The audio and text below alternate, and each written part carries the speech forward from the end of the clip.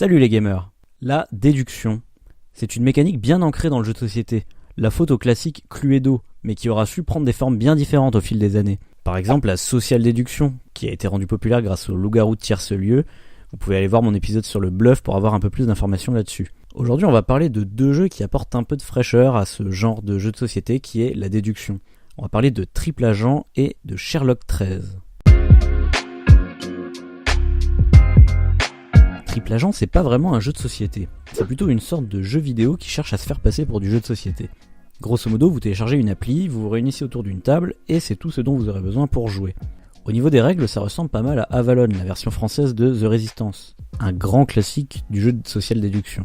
Dans Triple Agent, assez classiquement, on aura tous un rôle secret, et le but sera pour les gentils de trouver où se trouvent les méchants infiltrés parmi eux. Le déroulement de la partie, c'est vraiment simplissime. Chacun à notre tour, on va prendre le téléphone en main et effectuer une action aléatoire. Ça peut être regarder le rôle de quelqu'un, recevoir un nouvel objectif, savoir si un trade se cache parmi deux autres joueurs, etc., etc. Ainsi, les informations circulent et comme dans Loup-garou pour une nuit, on va voter pour quelqu'un à mettre en prison. Si c'est un méchant, les gentils ont gagné, sinon les méchants ont gagné. Rien de surprenant, rien de très nouveau. Rien de très nouveau, c'est ce qui ressort pas mal de ce jeu.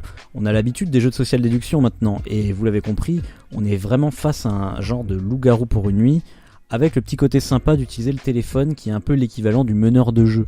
Donc voilà, ça mélange pas mal d'inspiration et vous ne serez pas vraiment dépaysé si vous possédez déjà tous ces jeux.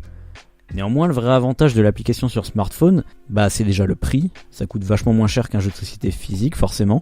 Et pour le coup, le jeu propose même une version de démo gratuite, avec un peu moins de fonctionnalités, mais qui reste tout de même un jeu déjà bien complet pour une démo. En plus de ça, ça reste quand même cool de voir un jeu qui utilise le smartphone pour faire autre chose que ce qu'on voit traditionnellement dans des jeux mobiles. Personnellement, je crois pas avoir déjà vu un jeu qui se joue autour d'une table et qui ne soit pas une adaptation de jeu de société, mais bien un jeu à part entière. À part peut-être les jeux des éditions volumiques, mais du coup ça utilise du vrai matériel, donc ça compte pas vraiment. Triple Agent, c'est donc un jeu sympa, pas très nouveau, mais qui a le mérite de faire un peu bouger les choses dans le milieu du jeu mobile. Je pense que le studio Tasty Rook qui a développé le jeu est vraiment un bon studio à suivre. Parlons maintenant de Sherlock 13 qui vient d'arriver il y a quelques mois chez Leteia Edition.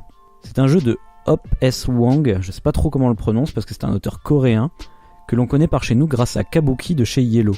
Le jeu est illustré par le talentueux Vincent Dutray, et non mais regardez-moi comment c'est magnifique, il y a un petit vernis sélectif sur la boîte, les illustrations sur les paravents qui forment une fresque si on les met côte à côte, le matos c'est juste d'une qualité somptueuse, et tout ça pour un jeu qui se joue avec 13 cartes.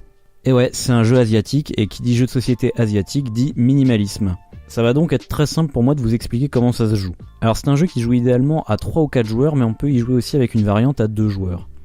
On va au début de la partie distribuer toutes les cartes sauf une aux joueurs. Le but pour les joueurs va être d'essayer de déduire quelle est la carte qui n'a pas été distribuée. Les cartes possèdent différents symboles, et à chaque tour, un joueur va pouvoir effectuer une des actions suivantes. Demander aux autres joueurs qui possède un certain symbole, par exemple il peut demander qui possède une ampoule, ou bien il peut demander à un seul joueur en particulier combien il possède d'exemplaires d'un certain symbole. A partir de ça, il va falloir noter sur son petit feuillet personnel les indices qu'on vient d'apprendre et essayer de deviner quelle est la carte non distribuée. Le truc vraiment intéressant, c'est que les réponses des autres joueurs sont publiques, et vos adversaires en profitent également. Ça me rappelle Mystère à l'abbaye, où il fallait aussi faire attention à ne pas poser des questions qui arrangent trop les adversaires, car on n'acquiert pas des informations, on les rend juste publiques, et du coup les adversaires peuvent en profiter aussi. Une subtilité qui fait ressortir son côté jeu asiatique à Sherlock 13. Un jeu qui paraît simple au premier abord, mais qui au fur et à mesure des parties va laisser s'installer un metagame très subtil, et qui pourra nous faire aller très loin dans la déduction. Sa petite faiblesse par rapport à d'autres jeux minimalistes comme Love Letter, c'est que j'imagine que la rejouabilité est assez faible. Là où dans Love Letter les cartes ont différents effets, qui font que d'une partie à l'autre l'ordre de sortie des cartes va chambouler le déroulement de la partie, je pense que dans Sherlock 13 on peut finir au bout d'un moment par développer des techniques de déduction plus efficaces que d'autres, et on finirait donc par jouer un peu automatiquement. Bon, ça c'est des trucs qui arrivent quand on a une centaine de parties dans les pattes. Ça peut arriver vite avec ce genre de jeu vu que ça se joue en 10 minutes à peu près. Après peut-être que je me trompe, j'ai pas joué assez de parties pour en arriver jusque là. En fin de compte, Sherlock 13 est un bon petit jeu de déduction. C'est en quelque sorte un mystère à l'abbaye en très épuré, et c'est pas plus mal. Moi j'apprécie vraiment la mouvance des jeux asiatiques qui ont des mécaniques souvent très élégantes et qui vont directement à l'essentiel. Voilà, c'est tout pour les présentations de ce mois-ci. Surtout n'hésitez pas à me laisser un commentaire ou à parler de cette vidéo autour de vous en la partageant sur les réseaux sociaux. Et je vous dis à la prochaine. Ciao les gamers!